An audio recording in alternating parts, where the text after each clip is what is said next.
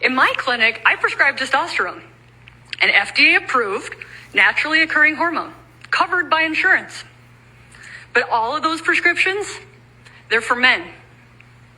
In fact, 1 in 5 men are diagnosed with hypogonadism, a condition where their bodies stop making enough testosterone. Nearly all women experience the same hormone decline when they live long enough. Men have more than a dozen FDA-approved formulations. But when a woman asks for the same hormone, I have to tell her, there's no FDA-approved dose for you.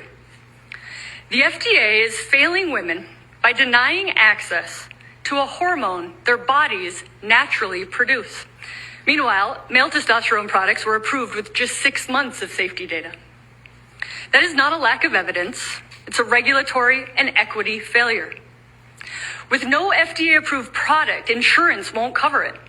Women are forced to microdose male products, justify their prescriptions at the pharmacy, or pay cash for higher dose, less regulated pellets. Despite these barriers, as many women as men in America take testosterone. And I've seen what happens when they do. They start businesses. One said, "My math is back." Another, "The German I learned as a kid has come back." And my favorite, you know that scene from The Wizard of Oz where it goes from black and white to Technicolor? That's my brain on testosterone. Dementia is the 5th leading cause of death in women. An autopsy study showed that higher brain testosterone correlated with less dementia. 1 in 4 midlife women in America are on antidepressants, despite the risk of bone loss and reduced libido.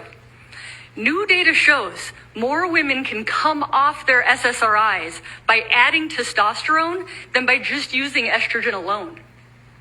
4 countries, Australia, New Zealand, South Africa, and the UK, have government-approved female-dose testosterone, but only for low sexual desire.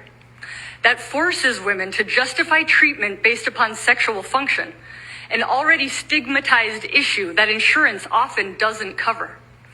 With this current FDA, America will do better.